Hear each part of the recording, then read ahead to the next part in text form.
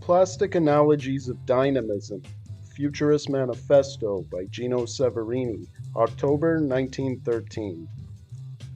We want to enclose the universe in the work of art. Individual objects no longer exist for us.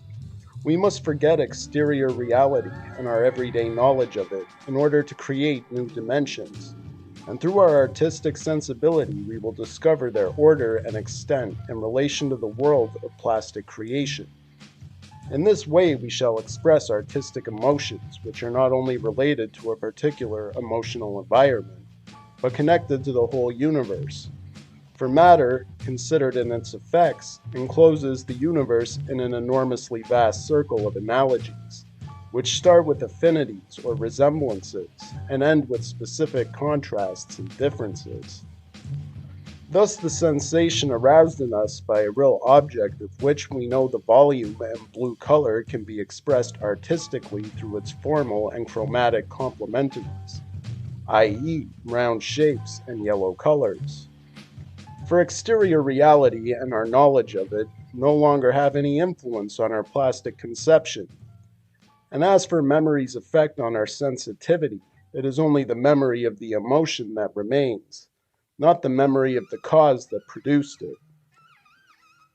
Memory, therefore, will act in the work of art as an element of artistic intensification and as a true emotive source that is independent of any unity of time or place and a sole raison d'etre of an artistic creation.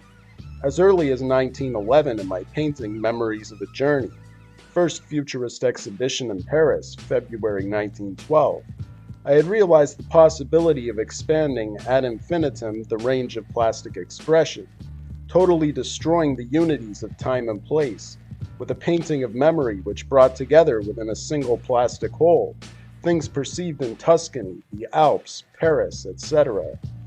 Today, in this epoch of dynamism and simultaneity, one cannot separate any event or object from the memories, the plastic affinities or aversions, which its expansive action calls up simultaneously in us, and which are so many abstract realities, points de repere, for achieving the full effect of the event or object in question.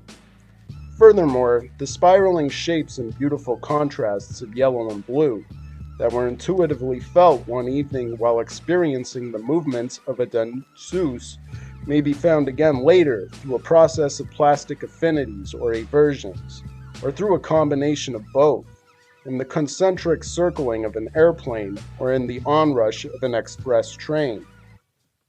As a consequence, certain forms and colors expressing the sensations of noise, sound, smell, heat, speed, etc., which might be connected with the experience of an ocean liner, for example, can express by plastic analogy the same sensations invoked in us by a very different reality, the Galerie Lafayette.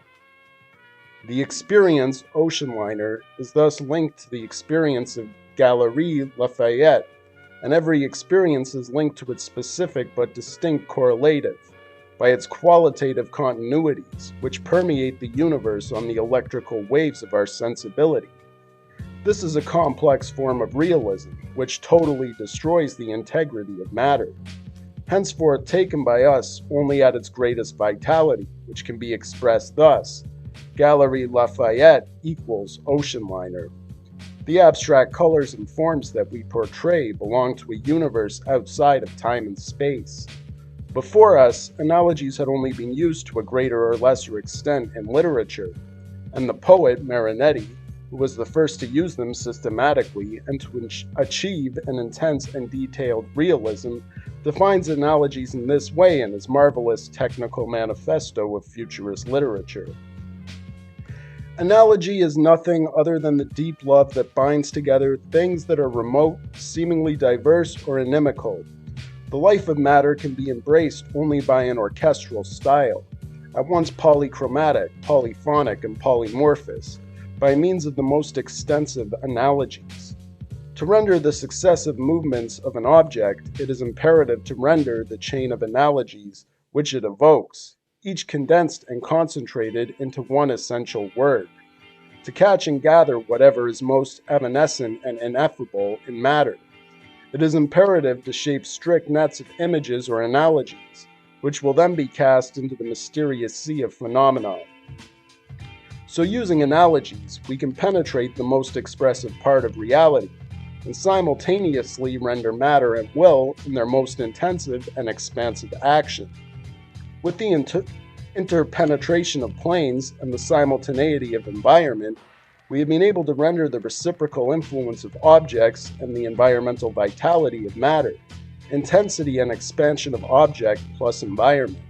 With plastic analogies, we can infinitely enlarge the range of these influences, continuities, desires, and contrasts, whose unique form is created by our artistic sensibility and expresses the absolute vitality of matter, or universal dynamism, intensity and expansion of the object plus environment through the entire universe, as far as its specific but diverse correlative. In addition, we are taking artistic emotion back to its physical and spontaneous source, nature, from which anything philosophical or intellectual would tend to alienate it. Therefore, although our creative works represent an inner life totally different from real life, the painting and sculpture that we base on artistic analogies can be called painting and sculpture after nature. There are two kinds of analogy: real analogies and apparent analogies. Real analogies: the sea dancing with its zigzag movements and sparkling contrasts of silver and emerald, within my plastic sensibility evokes the distant vision of a dancer covered in sparkling sequins in her world of light, noise, and sound. Therefore, sea equals dancer. Apparent analogies: the plastic expression of the same sea, which through real analogy has evoked a dancer for me, by a process of apparent analogy evokes for me a vision of a large bunch of flowers. These evident and superficial analogies help to intensify the expressive power of the work of art. Thus one comes to this result: sea equals dancer plus bunch of flowers. It would be impossible to establish technical rules for such analogies which would be sufficiently malleable for the individuality of each artist. Nevertheless, we can state the foundations for our expressive devices, some already used by us, but now intensified and systematically developed in accordance with our now universal plastic sensibility. Form: 1. Simultaneous contrast of lines, planes, and volumes, and of groups of analogous forms disposed in spherical expansion, constructive interpretation.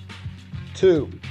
Rhythmic construction resembling arabesques, intentionally ordered in a new qualitative architecture, formed exclusively of qualitative quantities. Matter, when it is in a state of action, loses its wholeness and uniqueness, and therefore its related quantities, in order to develop those qualitative continuities that extend into the infinite. Therefore, our futuristic artistic expression will be purely qualitative. 3. Dynamic composition open in all sense towards space, vertically rectangular or square and spherical. 4.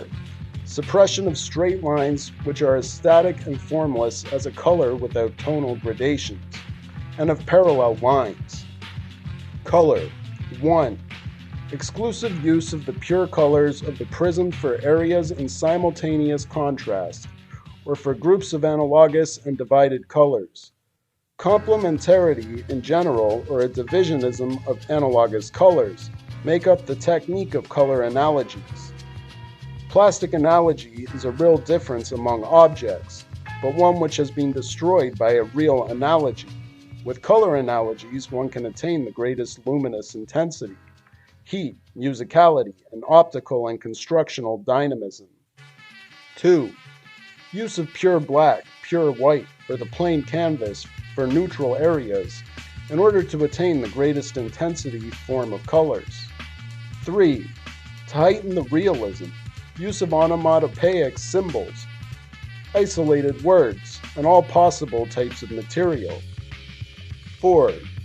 Our need for absolute realism has impelled us in our paintings to model marks in relief and to color the plastic totality with all the color of the prism, disposed in a spherical expansion. All sensations, when they assume artistic form, become concrete in the sensation of light, and therefore can only be expressed with all the colors of the prism. To paint or model forms differently without using the entire spectrum of colors would mean suppressing one of the sources of motion in the object, which is irradiation.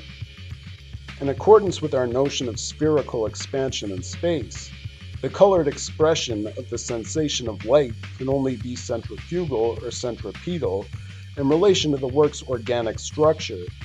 Thus, for example, the artistic ensemble, dancer equals C, should preferably have luminous irradiations, forms and color light, moving from the center towards space, centrifugal. While the exact form is dependent on the artistic sensibility of each artist, it is essential to do away with the principle of light, local tone, and shadows which painters before us have used to show the effect of light on bodies, a principle which is linked with the relativity of luminous, transient, and circumstantial phenomenon. We call this new artistic expression of light spherical expansion of light in space. In this way, we will have a spherical expansion of color in perfect accord with the spherical expansion of forms.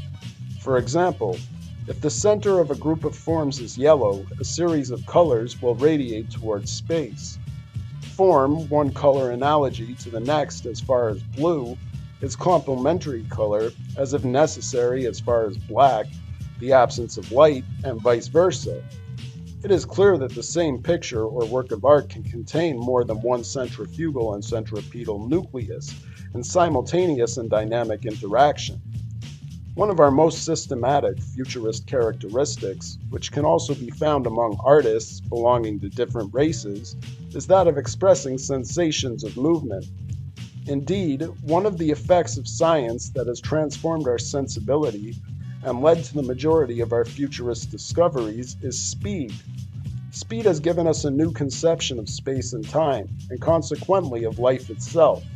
And so it's perfectly reasonable for futurist works to characterize the art of our epoch with the stylization of movement, which is one of the most immediate manifestations of life. Therefore, we must ban, as we banned the nude in our first manifesto of futurist painting, the human body, still lifes, and rural landscapes considered as objects of feeling. Such objects, taken individually or separated from the qualitative associations which express their total effect in the universe, even if considered in conjunction with an emotional background, can only be a slight interest to our artistic genius, and would allow it to molder in pursuits unworthy of its creative power. On the other hand, a complex of dynamic elements, such as an airplane in flight plus man plus landscape, a tram or an automobile traveling quickly plus boulevard plus passengers, or carriages in the metro plus stations plus posters plus light plus crowd, etc., etc., and all the artistic analogies which they arouse in us, offer us sources of feeling and lyricism, which are much deeper and more complex. Further, we must once and for all repress the time-honored and academic distinctions between pictorial form and sculptural form. Plastic dynamism, the absolute vitality of matter, can be expressed only with color forms at a maximum of relief from the ground, a maximum of intensity and luminous irradiation, which is to say, with painting and sculpture reunited in a single work of art. I therefore foresee the end of the painting and the statue. These art forms, despite our innovative endeavors, limit our creative freedom. Museums, collectors' living rooms, each more passeus than the other. Instead, our plastic creations must live in the open air and fit into architectural schemes, with which they will share the active intervention of the outside world, the essence of which they represent.